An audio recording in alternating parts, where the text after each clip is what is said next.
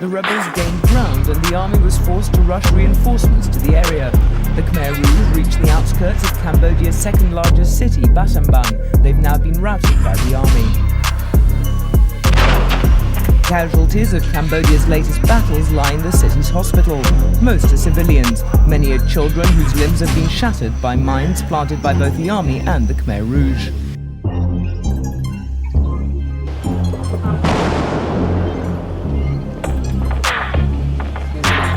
The story of Cambodia's rise is a remarkable one. From the ashes of genocide and civil war, this country has in 4 decades rebuilt and transformed. Forget what you've heard about Cambodia. Let's find out what it's really like. This year, Cambodia is forecast to have the 6th fastest growing economy in the world. Coming to you from Phnom Penh, Cambodia, up on my rooftop. You know, we're just taking in a beautiful end of rainy season day. It's kind of right there between the rainy season and the dry season. Aunt Renata's in town. She's checking it out. She's been to Siem Reap in Phnom Penh. She's been here about 10 days. So we're going to try to get an idea of whether or not she would consider retiring to a place like Cambodia, and maybe a little bit about some of the things she found to be positive and some of the challenges she faced. Hi there. This is Aunt Renata from the lovely rooftop of Jay's apartment complex in Phnom Penh. Would I consider retiring here? Well, I've been here for 10 days now, and also a little side trip to Siem Reap and Angkor Wat. And I have to say that, you know, so far, very positive experience. I am a foodie and wine connoisseur, so I definitely was extremely impressed with both Siem Reap and Phnom Penh as far as their food scene goes. The food is great, and it's very inexpensive. I've had Italian food last night with, you know, 2 dishes of pasta and a large pizza and a glass of wine, and the bill, and broccoli, and the bill came to $23 for 3 people. I've had some great Mexican food here and the traditional Cambodian food here. I'm a pescatarian, so I found it very easy to eat in both Phnom Penh and Siem Reap. There's a great vegan restaurant here. So to me, I was quite surprised about the food scene. I've had a lovely time exploring the city. There's some really cool rooftop bars that you can see like a panoramic view of Phnom Penh and watch the sunset. Big Aperol Spritz fan. I had a lovely Aperol Spritz last night while watching the sun go down, and it was walloping $6. In the States, that would have cost me $16. So I think that, you know, just looking at Jay's rooftop and being in the building, it's, you know, an amazing price. You would not even be able to get a room at this price in California or New York City. So I would consider it. I think that, you know, there's been some great experiences. Some of the challenges is you just, as a woman, and probably also just as a man as well, you just have to be really careful when you're walking down the streets.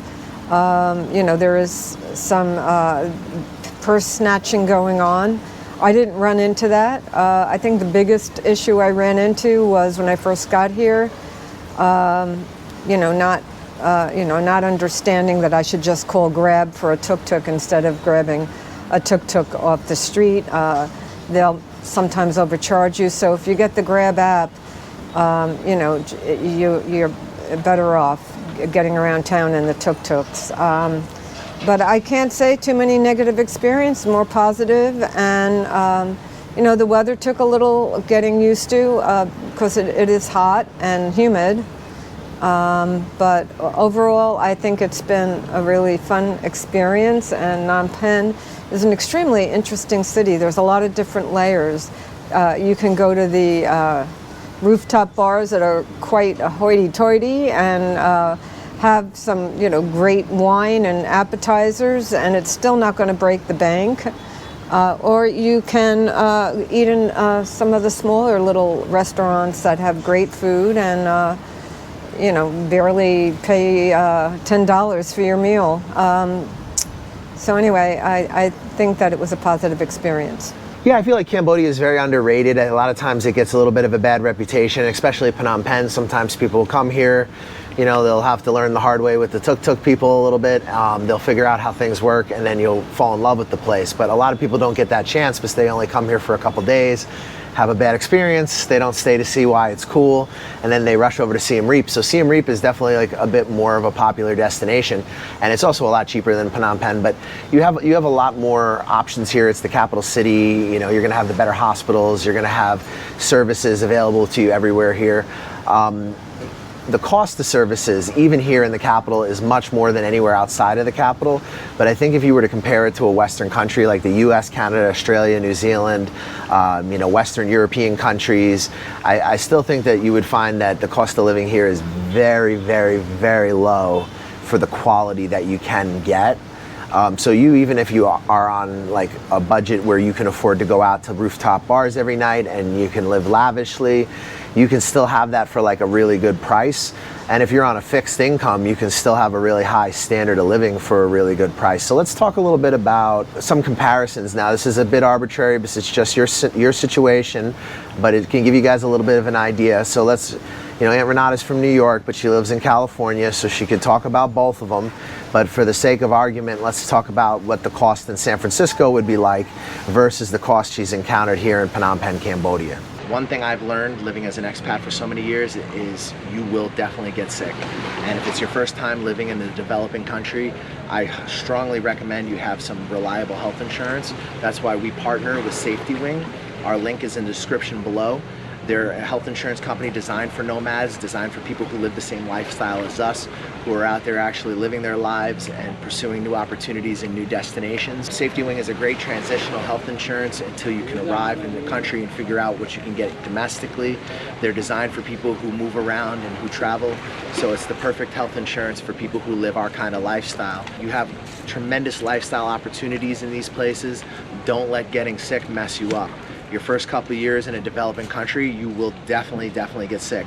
And having a reliable health insurance can be the difference between spending thousands of dollars or coming away pretty clean. So what I noticed immediately about just the price of the hotel, I got in a very nice hotel in a good area, BKK1, and was greeted with a homemade drink, and my room was beautiful. There's a breakfast included, a big breakfast buffet. They have a sauna, a beautiful pool, a rooftop, and that was under $70 a night. Really pretty hotel. That hotel in San Francisco would have been at least $300 or more a night. Maybe $250. So that was a big comparison. Again, I am a wine connoisseur.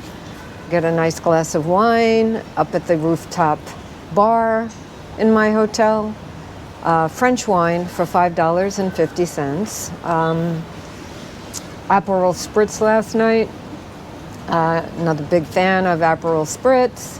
San Francisco, $16.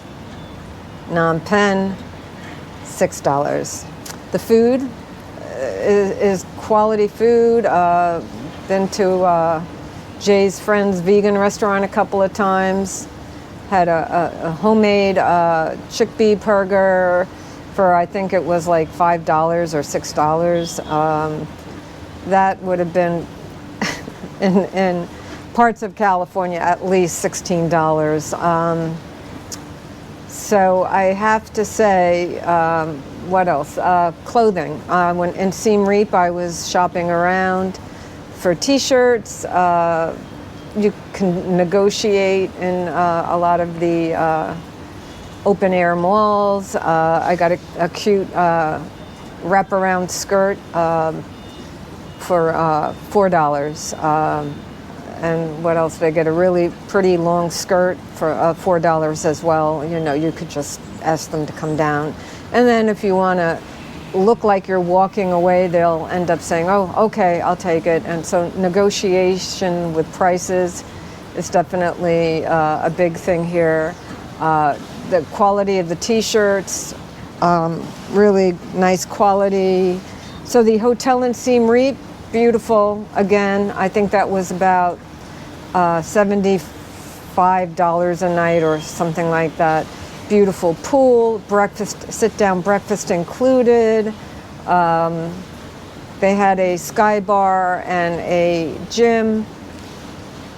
The rooms were gorgeous. I felt like I was walking into a very high-end, I don't know how to explain it, maybe Buddhist massage place where it was just really peaceful, and the staff so hospitable, and so I have to say the price comparison was from California to here, with accommodations, shopping, food and drink. It's amazing. The price of massages, I have a lot of back issues.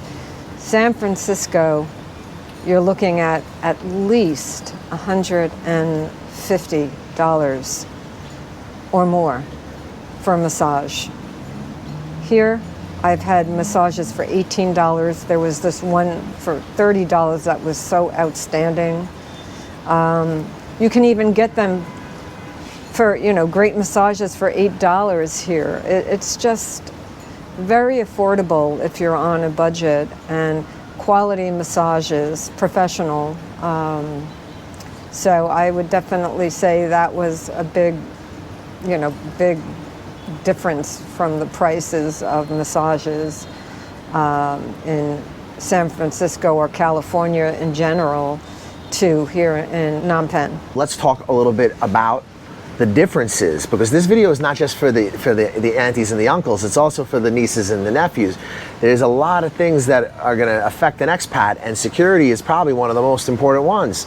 And people are going to want to know a bit about security. And I'll be the first to tell you, Phnom Penh is not the safest city in Southeast Asia. It's a little nutty sometimes. I've had a guy get shot in front of my building. It was nothing to do with street crime. It was a Vietnamese mafia thing. Had nothing to do with us. Doesn't really make me feel unsafe, but it does happen. There's occasionally foreigners on meth walking around with their faces all busted up. I had a guy pull a knife on me for no reason. But the amount that happens is so much less than it did when I lived in the United States. Like, people are so much more unhinged, more angry, more wound up, more stressed out. They don't have the culture that kind of holds things together that Southeast Asia does. So I'm curious, as to someone who's been there now through all the BLM protests, who's been there through all the stuff that's just happened in the country, what is your opinion on the safety situation between living in a big city, urban city like San Francisco, or a big urban city like New York, and then coming to a place like Phnom Penh, Cambodia, which clearly does have issues. But in my opinion, I feel like, given the way the tuk-tuk system is set up, and that there are security at nicer establishments, that I don't feel like that it's very, very unsafe here once you learn how to live here, work within the system, right? You need to know how to live in a country. You can't just move to a country. And I feel like that's where our service comes in. We try to help you guys avoid some of the pitfalls you can face when you're coming to a new country, especially a developing country where you could get very sick, you could get hurt, you could end up in a problem. So I don't want anyone to think that it's heaven out here, it's paradise here, or I'm saying it's the safest place in the world. But I do believe that for a single woman who's at retirement age to be able to moving around here, she's going to be able to give us the most clear picture of the difference between safety in the United States and modern day America, and what her short experience as a tourist, who is the easiest victim of all, right? Like, what was her experience in this short period of time? So I have lived in San Francisco on and off for 11 years, and also New York City for most of my life. And I have to say, I wasn't sure what to expect when I came to Phnom Penh. And, I was lucky enough to have Jay show me around. So, and and I wasn't alone most of the time walking around. But I did take walks, and I enjoy walking. But again, you have to be street smart wherever you live, whether it be Phnom Penh, California, New York City. You have to watch and hold on to your bag, you know, have like at least a body, you know, cross-body bag or a backpack, and just be alert. There's not the greatest sidewalks in some sections, so, you know, just don't be swinging around a purse or a pocketbook, and just be aware of the drivers on motorcycles. They're all over the place. San Francisco's crime scene has really increased in the last few years. They even have people, you know, at stop lights getting out of cars and grabbing people's purses and cell phones. So, you know, it's the crime has really gotten bad. There's a lot of car theft. There's more violent crime. People aren't aware of the tourists. They skateboard and use their scooters on the sidewalks, and so I mean, I think I feel a little more safe, believe it or not, in Phnom Penh. You just have to watch where you're walking and be aware of your surroundings. I didn't feel that there was that I was in trouble or impossibly going to be jumped. Where in San Francisco, I do feel like that. It's unfortunate that the crime has really taken over such a beautiful city. You do have to be careful, I think more so in certain cities. Phnom Penh, I've been here for 10 days. I just watch myself when I'm walking, and I stay in the neighborhoods that I am told to stay in, and Jay's service can help you with that, because there are certain sections of Phnom Penh, like any major city, that you're not going to be walking around at night and by yourself. So anyway, I think that I feel sometimes more afraid walking around in certain cities in the United States than I have here. All right, so Aunt Renata feels safer here than in San Francisco or other large American cities, and I can understand why. At least in terms of local culture, I'm not speaking about foreigners or anything like that, but local culture is generally peaceful. Buddhist country, you know, violent crime is not really as much of an issue as it is in a Western country where people tend to be more individualistic and have a different set of values. You know, not saying one is better than the other, but it's definitely a lot more peaceful here on a daily basis in your interactions than it would be in like a developed Western country like the US or Australia or something like that. People are just less confrontational in general, so you know, it does create sort of a relatively peaceful society, and it's pretty easy to get along if you know, mind your business and do what you're supposed to do, be respectful. You have a very good quality of life here.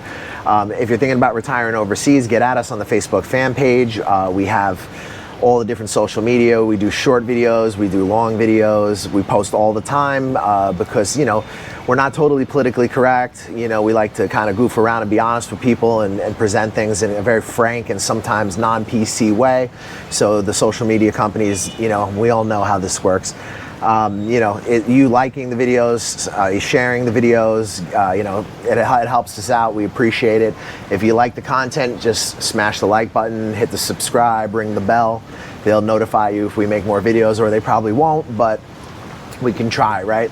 If you're thinking about coming to Southeast Asia, not just for retirement, but to find a job or you know, do a business or set something up out here, we can help. Most of the countries, we have contacts in almost all of them. Just reach out. We do some other expat markets overseas that are popular for retirement. You know, we have some connections in the Balkans, Latin America, Mexico, places like this, you know. Costa Rica, another popular Latin American destination. So just, you know, don't assume because we don't necessarily have videos so much on it yet that we don't have the connections, and definitely reach out to us. I guess I'm going to leave it with the final question for this video, and we'll just end it with Aunt Renata. Would you retire in Cambodia, or would you consider spending time of your retirement in Cambodia? So Would I retire here? I would consider it. I haven't spent enough time here yet, but so far my experience has been good. I like the Buddhist culture where they are not so quick to. I haven't seen any violence. When I was in Siem Reap, I was taking a walk in the morning, and 2 motorcycle people got into an accident. The guy kind of went flying, picked up his bike, limped around a little. The other girl on her bike looked at him. There was no road rage. One person came out from one of the storefronts and spoke to them, and they both rode off. And there was no anger or cursing or, I just couldn't believe that there was such calmness. And I feel that way about Southeast Asia and Phnom Penh as well. I mean, you just don't see the road rage and the nastiness as you do in the States. I like the warm temperatures. Living in a cold area and foggy area like San Francisco and New York with its winters, you always have kind of like a nice warm climate. Even when it rains, the rain cools it down a little, but it's warm rain. The cost of living is incredible. I mean, you can't beat it. So I think that I would consider it, or at least half of the year. There's something for everyone. You can get a high-rise where you have a city view and a spa in your building, probably for under $600.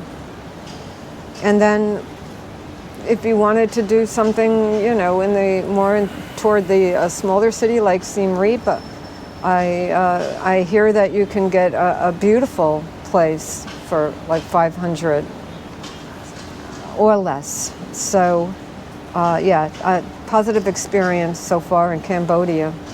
I'd come back and visit longer now, next time. Are you thinking of living, investing, buying property, buying land, working, or spending any significant time in Cambodia? Cambodia is an amazing country that offers a wide range of different opportunities for someone who has an open mind. If you're thinking about coming to Cambodia for the first time, we offer a consulting service for people who are looking to have everything done for them before they arrive. They want their housing contacts, their employment, their consultants, whatever they want to find in the country, they want it set up. That's what we do for you. We make it easy so that you don't have to worry about scams, problems, or other pitfalls that new expats face in this amazing country.